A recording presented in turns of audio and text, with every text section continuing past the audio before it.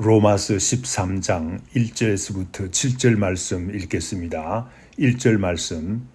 각 사람은 위에 있는 권세들에게 복종하라. 권세는 하나님으로부터 나지 않음이 없나니 모든 권세는 다 하나님께서 정하신 바라. 그러므로 권세를 거스리는 자는 하나님의 명을 거스림이니 거스리는 자들은 심판을 자취하리라. 다스리는 자들은 선한 일에 대하여 두려움이 되지 않고 악한 일에 대하여 되나니 내가 권세를 두려워하지 아니하리느냐. 선을 행하라. 그리하면 그에게 칭찬을 받으리라. 그는 하나님의 사역자가 되어 내게 선을 베푸는 자니라. 그러나 내가 악을 행하거든 두려워하라. 그가 공연히 칼을 가지지 아니하였으니 곧 하나님의 사역자가 되어 악을 행하는 자에게 진노하심을 따라 보응하는 자니라. 그러므로 복종하지 아니할 수 없으니 진노 때문에 할 것이 아니라 양심을 따라 할 것이라. 너희가 조세를 바치는 것도 이로 말미암음이라. 그들이 하나님의 일꾼이 되어 바로 이 일에 항상 힘쓰느니라. 모든 자에게 줄 것을 주되 조세를 받을 자에게 조세를 바치고 관세를 받을 자에게 관세를 바치고 두려워할 자를 두려워하며 존경할 자를 존경하라. 아멘. 오늘의 본문 말씀은 로마서 12장과 연결되는 말씀입니다. 성도들은 하나님의 자비하심으로 구원함을 얻은 백성이 되었다고 했습니다. 12장 1절 말씀에서. 그러므로 우리는 당연히 하나님을 기쁘시게 하는 삶을 살아야 마땅하지 않겠습니까? 어떻게 우리가 하나님을 기쁘시게 할 수 있습니까? 우리 몸을 드리되 거룩한 산 제사로 드릴 때, 하나님께 드릴 마땅한 영적 예배를 드릴 때 하나님께서 기뻐하시는 삶을 살 수가 있습니다. 12장 2절 말씀에서는 이 세대를 본받지 말고 마음을 새롭게 하여야 하나님의 선하시고 기뻐하시고 온전한 뜻이 무엇인지 분별할 수 있다고 했습니다. 12장 3절 이하의 말씀은 구체적으로 어떻게 사는 것이 하나님을 기쁘시게 할 수 있는가에 대해서 가르치고 있습니다. 3절에서 13절 말씀은 그리스도의 몸된 교회 생활을 통해서 하나님을 기쁘시게 하는 삶을 살 수 있는가에 대한 교훈을 주고 있습니다. 14절에서부터 21절 말씀은 우리를 박해하는 사람들인 비신자들까지도 축복하며 살아야 하나님을 기쁘시게 할 수 있다고 사도 바울은 가르치고 있습니다. 그러나 억지로 비신자들을 축복하며 살아야 하는 것이 아니라 12장 21절 말씀에 보면 악에게 지지 말고 선으로 악을 이기는 삶을 살아야 된다고 했습니다. 선으로 악을 이기기 위해서는 우리가 적극적인 마음의 자세를 가져야 되겠습니다. 오늘 본문 말씀 로마서 13장 1절에서 7절 말씀에서는 세상의 모든 권세가 하나님 입으로부터 나왔다는 사실을 강조함으로써 그리스도인으로서 이들과 어떻게 하는 것이 하나님을 기쁘시게 하는 삶인가에 대해서 자세히 가르치고 있습니다. 세 부분으로 나눌 수 있습니다. 1절에서부터 2절 말씀은 위에 있는 권세, 즉 왕이나 대통령과 같은 국가의 최고의 권세에 대해서 이야기하고 있습니다. 3절에서부터 5절 말씀은 사회를 안정시키는 권세, 구체적으로 말하자면 오늘날 경찰과 같은 권세를 말합니다. 6절에서 7절 말씀은 국가적인 유익을 위해서 일하는 사람들, 즉 세금을 거두어 드리는 권세, 즉 오늘날로 말하자면 국세청과 같은 권세를 가진 기관을 말합니다. 먼저 1절에서 2절 말씀에 국가의 머리가 되는 권세, 즉 왕이나 대통령과 같은 권세도 하나님께서 세우셨다고 밝히고 있습니다. 그러므로 1절 말씀에서 먼저 국가의 권세에 대해서 복종하는 것이 당연하다고 가르치고 있습니다. 그 이유는 모든 국가의 권세도 하나님으로부터 나지 않은 것이 없다고 말함과 동시에 하나님께서 정한 바라고 분명히 가르침으로써 논쟁의 여유가 없음을 가르치고 있습니다. 다니엘서 2장 21절 말씀에 보면 그는 하나님을 말합니다. 그는 때와 계절을 바꾸시며 왕들을 패하시고 왕들을 세우시며 지혜자에게 지혜를 주시고 총명한 자에게 지식을 주시는도다 라고 했습니다. 그러므로 악한 왕이든 선한 왕이든 하나님께서 세우시는 것이 분명하다고 증거하고 있습니다. 2절 말씀에서는 하나님께서 세우신 권세를 거스리는 자는 하나님의 명을 거스름이라고 가르치고 있습니다. 세상에 악한 권세가 있는데 이 권세도 하나님께 세우셨을까 하는 약간의 의구심이 있습니다. 또한 악한 권세를 우리가 복종해야 하는가 하는 의문점이 우리 마음에 남아 있습니다. 그러나 권세를 거스리는 자는 하나님의 명을 거스림이라는 말씀으로 인해서 이러한 의구심마저도 완전히 가시게 만드는 말씀입니다. 그러므로 그리스도인으로서 하나님께서 세우신 권세를 우리가 부정하거나 불복종할 수 없지요. 사도 바울이 로마서를 쓸 때는 로마 제국의 조직적인 박해가 시작되지 않은 때였습니다. 그러므로 국가의 권세에 복종하라고 말하는 것이 당연하다고 말할 수도 있습니다. 그러나 그 후에 박해 시대에 쓴 사도들의 편지에도 마찬가지 내용이 나옵니다. 박해 시대에 쓴 내용이라고 볼 수 있는 베드로전서 2장 13절 14절 말씀에 보면 13절 말씀 인간의 모든 제도를 주를 위하여 순종하되 혹은 위에 있는 왕이나 혹은 그가 악행하는 자를 징벌하고 선행한 자를 포상하기 위해 보낸 총독에게 하라라고 했습니다. 그렇습니다. 주를 위해서 세상의 권세들에게 순종하라고 밝히고 있습니다.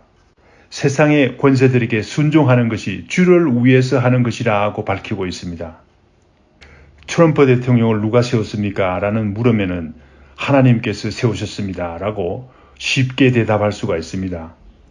그러나 북한 김정은이를 누가 세웠습니까? 대답하기가 쉽지가 않죠. 그러나 에레미야 25장 9절 말씀에 보면 느부갓네살 왕도 하나님의 종이라고 밝히고 있습니다. 하나님께서 세우셨다는 말입니다. 에레미야 27장 6절 말씀에 보면 느부갓네살 왕도 하나님의 도구라고 밝히고 있습니다. 하나님께서 세우셨다는 말입니다.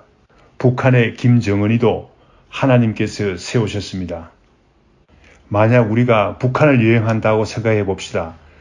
권세에 복종해야 합니까? 그래야죠. 북한에 여행하면서 교통법규도 잘 지키고 그 외의 법도 잘 지켜야죠. 만약에 북한의 관리가 동무, 왜 예수 믿는 사람이 교통법규를 지키지 않습니까? 라고 말하면 주님께 영광 돌리는 일이 아니죠. 그러나 만약에 북한 관리가 우리 공화국에서는 성경을 가르치는 것이 불법입니다 하면 이것까지 지켜야 되나요? 아니죠. 주를 위해서 순종하라고 했으니까 우리는 김정은이보다 더 높은 권세에 대한 하나님의 권세를 믿고 주를 위해서 순종하는 것이니까 이것은 주를 위한 것이 아니죠. 예수님 당시에도 헤롯 땅이 있었죠. 모든 권세가 하나님께서 나왔으니 복종하는 것이 옳다고 생각하는 사람들이 아닙니까? 또 어떤 사람들은 무조건 정면 항거하는 열심당들이 있었죠. 또 어떤 이들은 아예 세상을 덩지고 소극적으로 도피해서 사는 SNF파 같은 사람들도 있었습니다. 이런 모든 극단적인 당파들이 다 성경적이 아니죠. 가장 성경적인 길은 모든 권세가 하나님께로 나왔다는 사실을 인정하고 그 권세 앞에 복종하는 것입니다. 그러나 주를 위해서 복종하라고 했습니다. 3절에서부터 5절 말씀에는 세상 관원들과 함께 하나님께 기뻐하시는 삶을 사는 길을 밝히고 있습니다. 어떻게 악에게 지지 말고 선으로서 악을 이기는 방법에 대해서 가르치고 있습니다. 선한 일을 행하고 세상의 관원들이 두려워하는 존재가 되지 말라고 합니다. 우리가 악한 일을 할 때는 세상 관원들이 두렵습니다. 그러나 선한 일을 할 때는 세상 관원들이 두렵지 않죠. 차를 운전하다가 스탑 사인에 스탑하지 않으면 경찰이 두렵죠. 그러나 좋은 일을 하는 사람들은 경찰이 두렵지 않습니다. 경찰이 친구가 됩니다. 이렇게 하는 것이 선으로서 악을 이기는 길이죠. 그러므로 우리가 선한 일을 하도록 힘써야 되겠습니다. 교통법규도 잘 지켜야 되겠습니다. 저도 실토하지만 저는 스탑 사인을 무시하고 지나가는 경우가 종종 있었습니다. 아내가 저한테 꾸중을 많이 했죠. 그래서 지키려고 애를 쓰고 있습니다. 4절 말씀에 세상의 관원들을 하나님의 사역자라고 말합니다. 복음 전하는 일을 하는 사람은 하나님의 사역자라고 하지 않습니다. 사역자를 디아코노스라고 합니다. 교회의 직위 중에 하나인 집사와 같은 말입니다. 4절 말씀에 보면 그가 공연히 칼을 가지지 아니하였다고 말합니다. 그는 사회 안전을 지키는 사람을 말합니다. 관리를 말합니다. 오늘날에 비교하자면 옛날에는 칼을 찬 집사였겠지만 지금은 티켓을 발부하는 경찰이라고 할 수 있습니다. 5절 말씀에서는 경찰이 노에서 티켓을 발부하기 때문에 할 것이 아니라 양심 때문에 법을 지키고 세상의 관원들에게 복종해야 된다는 말입니다. 티켓을 받기 때문에 교통법규를 지키는 것이 아니라 더 안전한 사회를 만들기 위한 양심 때문에 법을 지키며 복종한다는 말입니다. 본문 말씀 6절에서 7절 말씀은 세금을 바치는 것도 같은 이유로 바친다고 말하고 있습니다. 선으로서 악을 이기기 위해서 우리는 세금을 바치는 것입니다. 주를 위해서 세금을 바치는 것입니다. 그러므로 그리스도인으로서 국가에 세금을 바치는 것은 마땅히 해야 될 일입니다. 세금을 받는 사람들이 그 돈으로 무엇을 합니까? 6절 하반절 말씀에 보면 그들이 하나님의 일꾼이 되어 바로 이 일에 항상 힘쓰느니라 라고 말하고 있습니다. 좋은 일에 힘쓴다는 말이죠. 국가 안전 사업에 항상 힘쓴다는 말이죠. 우리가 국가에 세금을 바쳐야 그 세금으로 경찰도 뽑고 사회가 안전하도록 일하는 사람들을 고용할 수 있지 않겠습니까? 마태복음 22장 31절 말씀에서 예수님도 가이사의 것은 가이사에게 라고 하시면서 세금을 바칠 것을 분명히 가르치셨습니다. 비록 로마 정부가 유대인들을 박해했지만 그러나 마땅히 바칠 세금은 바칠 것을 분명히 가르치셨습니다. 요사이는 한국 사람들 중에 그렇게 많지 않지만은 옛날에 이민 오신 사람들 중에는 사업하시면서 세금을 내지 않은 분들이 참 많습니다. 제가 아는 어떤 분이 있습니다. 이분은 페인트를 칠하는 개인 사업을 하시는 분이었는데 수년간 세금을 내지 않았습니다. 매년 세금 보고할 때 사업에 오히려 손실이 있었다고 보고하여 세금을 안 냈습니다. 그런데 은혜 받고 회개하여 자기가 속인 몇 년치 세금에 해당하는 금액을 들고 국세청에 찾아 들어갔습니다. 이분은 선으로서 악을 이기려는 적극적인 마음의 자세가 되어 있었던 사람입니다.